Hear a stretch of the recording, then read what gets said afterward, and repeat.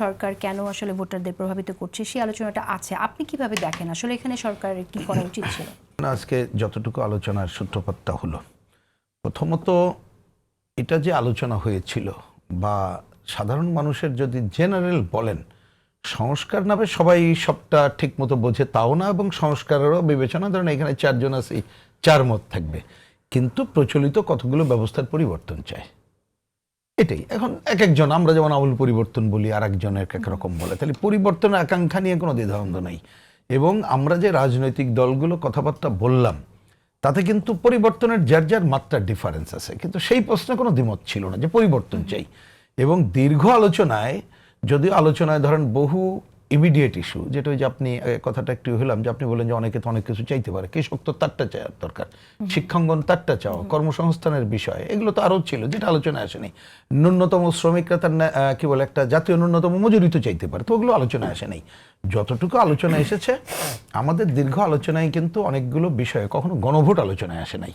আলোচনা এসেছিল আমরা কোন কোন প্রশ্নে একমত, তাতে আপনি নানা ধরনের দেখা গেছে কতগুলো বিষয়ে একমত, কতগুলো বিষয়ে ঘোরতর অধিমত, কতগুলো বিষয়ে নোট অফ ডিসেন্ট দেওয়া আর কি। এই ছিল প্রধানত তিনটা ক্যাটাগরি।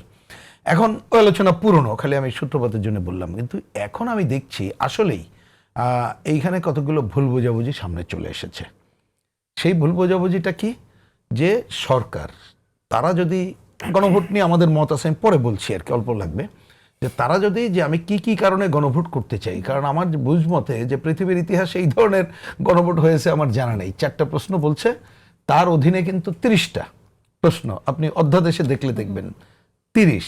আবার যদি এর কি বলবে আপনি প্র্যাকটিক্যাল পজিশন বোঝেন, তাহলে জুলাই সনদ, তার একটা ভূমিকা আছে, তার 48টা পয়েন্ট আছে, এমনকি এইটাকে কি বলে যে কার্যকর কিভাবে হবে তারও কতগুলো বক্তব্য আছে, যদি অধ্যাদেশে নেয়, অধ্যাদেশে 30টা পয়েন্ট আছে।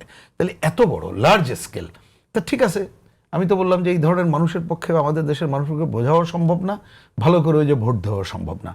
তারপরও সরকার যেহেতু একটা করেছে, তারা এই প্রচারটাই করতে পারতো এখানে কি কি আছে।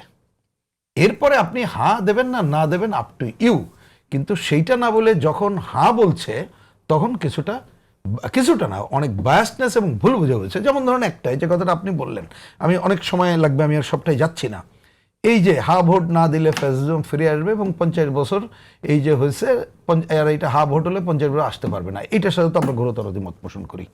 আমি বলেছি এর অনেক পয়েন্টের সাথে একমত, কারণ এইটা একটা ভুল শেখানো হচ্ছে মানুষকে। খালি এটা কাগজে কলমে লিখলেই আপনি কি ফ্যাসিজম ফিরে আসবে না, কোথায় পাইছেন এগুলো? আপনি মিনিমাম অর্থনৈতিক দুর্বৃত্ত নিয়ে আলোচনা করলেন না, উদাহরণ দিলাম, কিন্তু আমি এটা অপ্রয়োজনীয় বলছি। এই হচ্ছে ছোট করে। এবার আমাদের পজিশনটা পরিষ্কার করে বলি, আমরা প্রথম দিনই বলেছি এটা শোনার সাথে সাথে, যে প্রথমত গণভোট অপ্রয়োজনীয়। প্রথমত বললাম যে গণভোট যদি একটা দুইটা প্রশ্ন হতো কংক্রিট, সেটা একটা ব্যাপার ছিল, কিন্তু ওই জটিলতা আগেই বলেছি। এই সামগ্রিক বিবেচনা আমরা বলেছি গণভোট অপ্রয়োজনীয়, 1। 2 নম্বর আমরা বলেছি যে দেখেন, আমরা এখনো পর্যন্ত যেটা বুঝি আমার উকিলদের সাথে বা সব কথা বলে, গণভোটে হা জয়যুক্ত হলো না না জয়যুক্ত হলো, তাতে করে এর কোনো কিন্তু আইনি ভিত্তি হয় না, নৈতিক ভিত্তি হয় আনডাউটলি, সেটা কোনো সমস্যা না। কেন? হা ভোট হইলেই ধরুন যারা ক্ষমতায় যাবে তারা কি সব বাস্তবায়ন করতে বাধ্য? প্রথমে তো বাধ্য নাই, তারপরে তো নোট অফ ডিসেন্ট ছিল, কিন্তু মানুষ ঠিক মতো বুঝতে পারবে না।